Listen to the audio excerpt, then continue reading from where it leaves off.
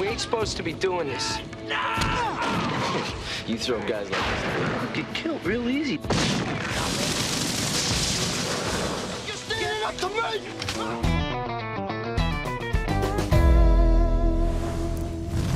Pada dasarnya tujuan utama Amerika Serikat dalam Perang Vietnam adalah untuk menghentikan penyebaran komunisme di Asia Tenggara.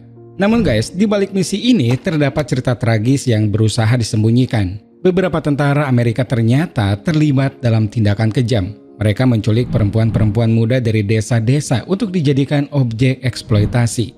Bagaimana bisa hal seperti ini terjadi dalam konflik yang melibatkan begitu banyak pengorbanan? Langsung aja guys, kita mulai ceritanya. Erikson adalah veteran perang yang kini sudah menjalani hari-harinya seperti warga sipil biasa. Ketika menaiki sebuah tram, dia melihat seorang perempuan Asia yang sepertinya pernah dia lihat. Perempuan itu membawa ingatan Erikson kembali ke tahun 66 saat dia ditugaskan untuk melawan komunis Viet Cong di Perang Vietnam.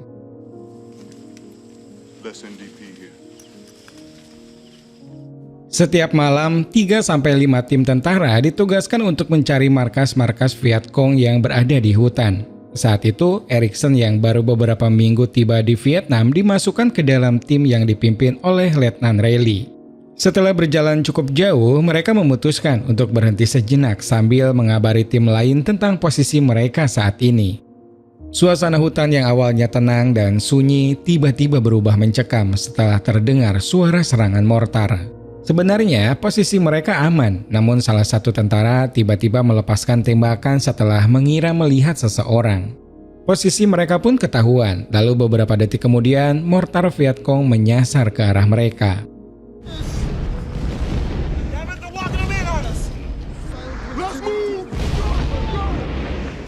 Setelah diperintahkan mundur, tim jadi terpisah dan pada saat itu Erikson hampir terkena ledakan dan setengah badannya masuk ke terowongan yang sedang dibuat oleh Viet Cong.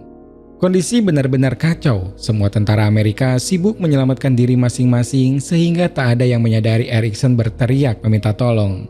Keadaan menjadi semakin menegangkan karena mortar terus berdatangan dan hanya tinggal menunggu waktu saja salah satu mortar jatuh ke lokasi Erikson. Dari bawah, seorang Viet Cong berusaha menyerang, namun beruntung sersan bernama Tony Messerp mengangkatnya. Sarge, I need help! Ah, thank God! I'm gonna put some traces up where he is. Ready? Yeah.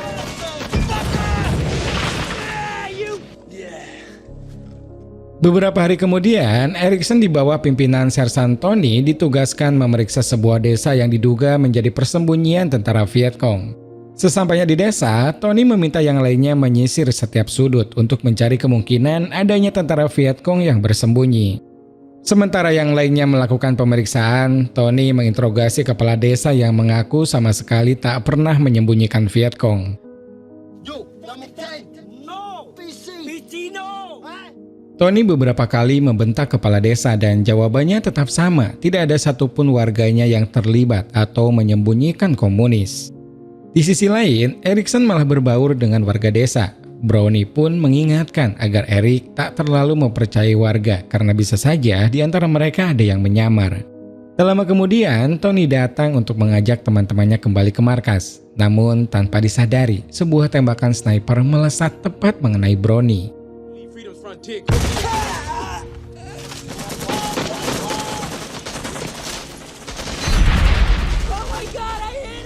Setelah serangan berhasil diantisipasi, Erikson melihat anak-anak desa yang ia lihat tadi membantu seorang Viet Cong yang lari ke dalam terowongan bawah tanah.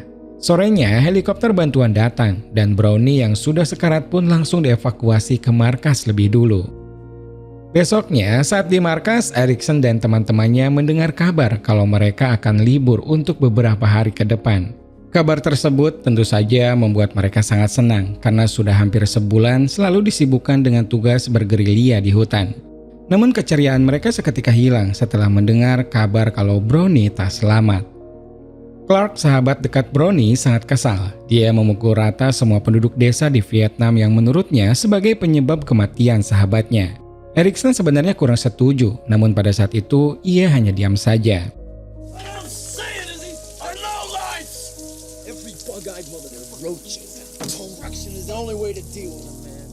Malam harinya, Tony membawa satu anggota baru bernama Diaz yang akan menggantikan posisi Brownie sebagai tentara komunikasi.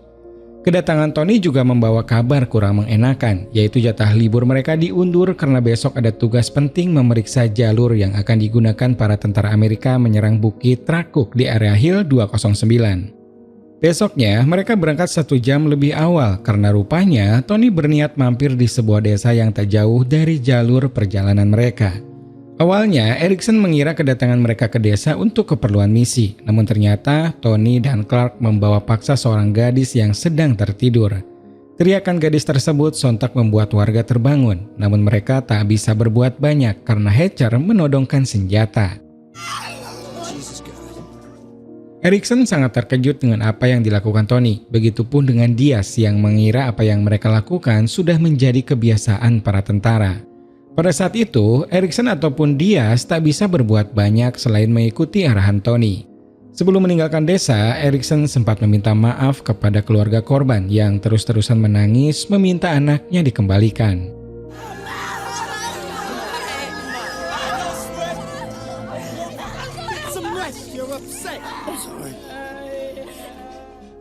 Selama perjalanan, gadis yang bernama Huyen itu dipaksa berjalan tanpa alas kaki, mengikuti para tentara yang memakai peralatan lengkap.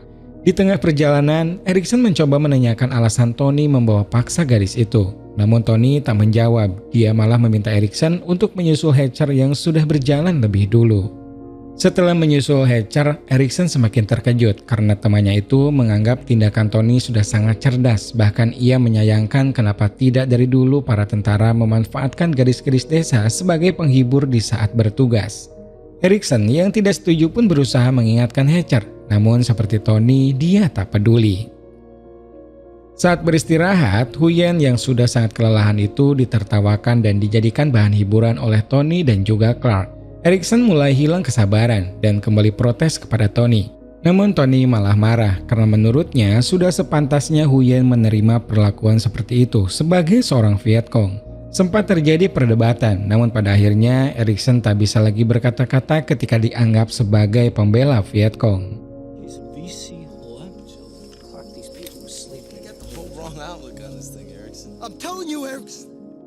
Tak lama kemudian, perjalanan kembali dilanjutkan dan penderitaan Huyen pun semakin bertambah setelah dia disuruh membawa barang-barang yang sangat berat.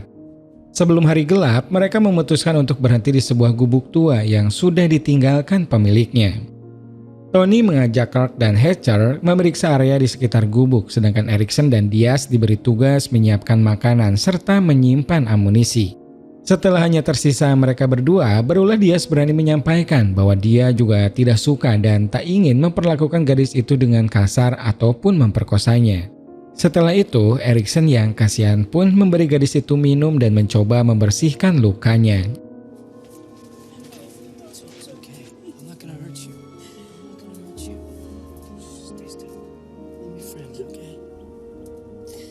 Perdebatan lagi-lagi terjadi saat Tony pulang dan merayu Erikson untuk tak mempermasalahkan apa yang mereka lakukan. Sempat terjadi saling todong senjata, namun Erikson masih bisa menahan emosinya dan memilih pasrah dengan apa yang bakal terjadi. Tak lama kemudian, Erikson pergi meninggalkan teman-temannya yang sedang mengantri menunggu Tony menyelesaikan permainannya dengan Huyen. Aksi keji itu berlanjut hingga malam. Diaz yang dari awal sangat takut dengan Tony terpaksa menuruti perintahnya untuk ikut menggilir. Move it, Diaz, goddammit, move it. You gotta have some beer. Keesokan harinya, seluruh anggota kecuali Clark dibawa Tony ke ujung tebing untuk mengintai aktivitas Vietcong. Mereka melihat warga bersenjata sedang memindahkan peti kayu dari perahu ke sebuah lokasi dekat gua. Melihat ada kesempatan bagus untuk menyerang, Tony memerintahkan Erikson dan Hatcher kembali ke gubuk untuk mengambil persenjataan. Selain itu, agar serangan nanti maksimal, Diaz ditugaskan meminta bantuan serangan udara dari markas. Saat keduanya sampai di gubuk, Clark yang merasa bosan karena hanya diam saja dari tadi, akhirnya memaksa Erikson untuk menggantikan tugasnya menjaga Huyen. Erikson sempat menolak, namun Clark tetap memaksa karena merasa pangkatnya paling tinggi. Setelah itu, Erikson memeriksa kondisi Huyen yang ternyata mengalami demam tinggi. Melihat dia terus ketakutan dan kondisi badannya sangat lemah, Erikson pun memberi beberapa potong kue dan air minum. Di momen ini, Erikson merasa penderitaan Huyen sudah cukup dan harus segera diselamatkan. Erikson lalu nekat membawanya pergi. Namun sayang, ketika baru beberapa langkah berjalan, Clark tiba-tiba datang dari arah belakang. What are you doing? Nothing, man. Reserve wants everything and everybody up top. Setelah diawasi cukup lama, Tony dan anak buahnya mengetahui kalau perahu-perahu yang berdatangan membawa pasokan senjata untuk para Vietcong. Di momen ini, pengintaian mereka terganggu dengan suara batuk Huyen yang tak berhenti. Sebelum ketahuan, Tony pun meminta Erikson untuk membunuhnya. Namun Erikson menolak hingga akhirnya Tony meminta Diaz untuk melakukannya. Don't let him make you do it, Diaz.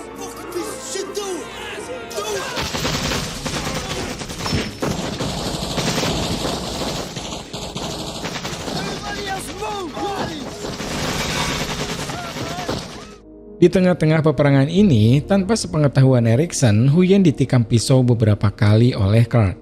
Tony bersama yang lainnya berusaha perlahan mundur sambil terus memberikan serangan balasan. Di luar dugaan, Huyen masih bisa berjalan menyusuri rel kereta yang menjadi jalur melarikan diri Tony dan timnya. Saat Tony dan pasukannya berhasil memukul mundur Vietcong, dia baru menyadari kalau Huyen berjalan di sampingnya. Tony yang panik mulai meneriaki anak buahnya agar menembak si perempuan itu. Erikson berlari berusaha mencegahnya, namun dihalangi oleh Tony.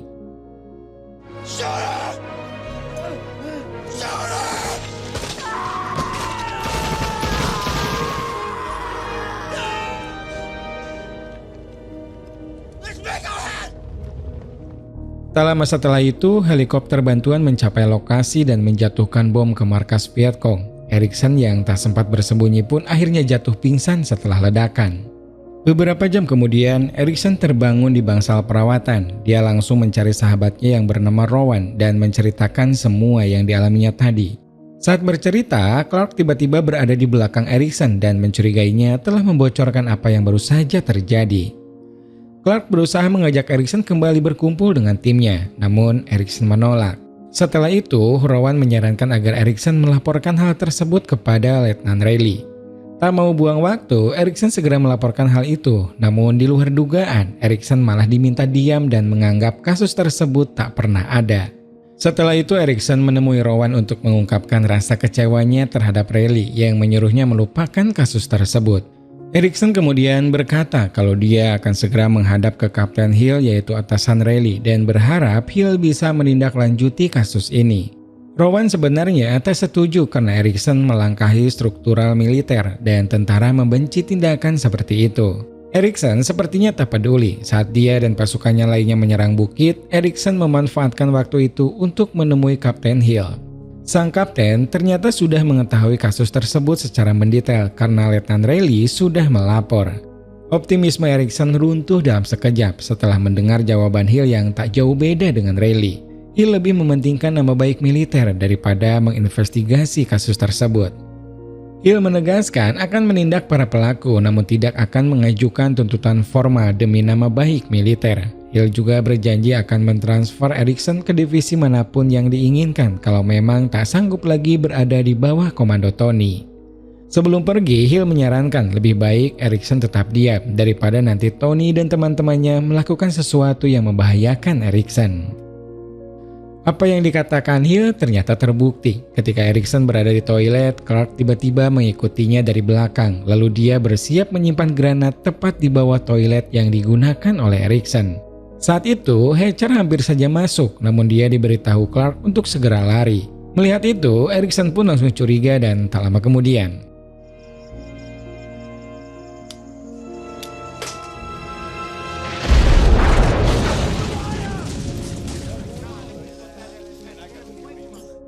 Saat semua orang sibuk mendekati tempat ledakan, Erikson melihat Hatcher dan Clark mengawasi dari kejauhan tanpa ada rasa penasaran seperti para tentara lainnya. Dari situlah Erikson menyadari kalau ledakan barusan adalah ulah Clark. Tanpa berpikir panjang, Erikson mengambil skop lalu mendatangi Clark yang sedang asik bermain kartu bersama teman-temannya.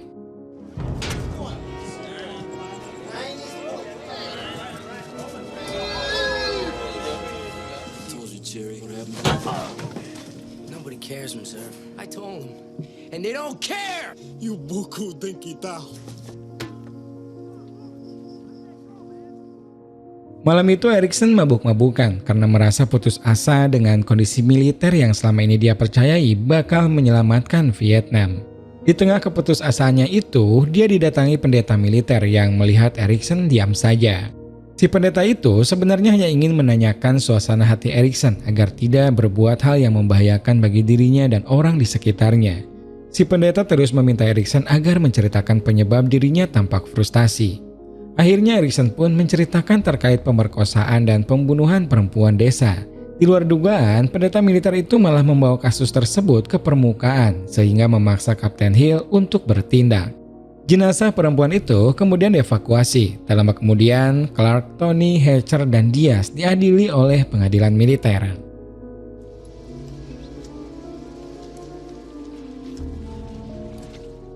Selama sidang, Clark tak merasa bersalah sedikit pun. Dia malah menegaskan kalau dirinya dan Tony adalah tentara yang seharusnya berada di medan perang. Semakin lama mereka ditahan, maka semakin diuntungkan pula Viet Cong. Hatcher mengakui perbuatannya, namun pikirannya yang sedikit lamban membuat dia seperti tidak merasa bersalah. Diaz dengan tegas mengakui perbuatannya dengan alasan takut dengan Tony sebagai atasannya. Tony sendiri menganggap perempuan yang diculiknya itu adalah tahanan dan dia membunuhnya karena beresiko membongkar lokasi pengintaian kepada musuh. She shouldn't have even been there to jeopardize your... And then you blame her for coughing? Is that about sum it up? Objection. Hakim akhirnya memutuskan keempat tentara itu bersalah. Diaz mendapatkan hukuman paling ringan dengan 8 tahun penjara. Setelah itu Hatcher divonis 15 tahun. Clark divonis hukuman seumur hidup karena terbukti memperkosa dan melakukan pembunuhan. Terakhir Tony sebagai otak semua itu divonis 10 tahun penjara. The charge of unpremeditated murder, sentenced to 10 years hard labor. All sentences will begin immediately for Leavenworth, Kansas. Film ini diadaptasi dari kisah nyata yang pertama kali diterbitkan oleh majalah The New Yorker pada tahun 69. Meski demikian, cerita dan nama-nama tokoh di film ini sudah diubah sedemikian rupa. Realitanya, dalam sidang aslinya, Hatcher tidak dianggap bersalah atas pembunuhan. Bahkan saat mengajukan banding, vonis hukuman pemerkosaan yang didapat Hatcher semua dibatalkan. Dia baru divonis bersalah saat dilaksanakan persidangan ulang. Seluruh pengakuan Hatcher dianggap tak sah oleh konstitusi yang berlaku saat itu. These four guys get convicted. They're going to be out of the stockade before you them. I'd be pissed off, wouldn't you? Kembali ke Erikson yang ingat kalau perempuan yang menaiki tram bersamanya sangat mirip dengan Huyen. Tak lama kemudian, perempuan itu turun disusul oleh Erikson. Mereka sempat berbincang sebentar dan Erikson mengatakan kalau dia sangat mirip dengan orang yang pernah ditemuinya di Vietnam. Do I remind you of someone? Yeah. You had a bad dream, didn't you? Yes. It's over now, I think.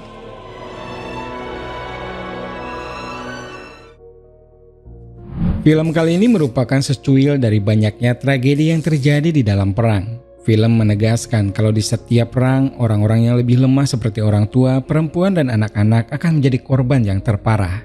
Mereka akan disakiti dan dianiaya tanpa bisa membalas. Dari sosok Erikson, kita bisa belajar bahwa menjadi orang jujur tidak mudah. Orang yang jujur bisa saja dikucilkan, bisa saja malah disakiti dan dianggap aneh.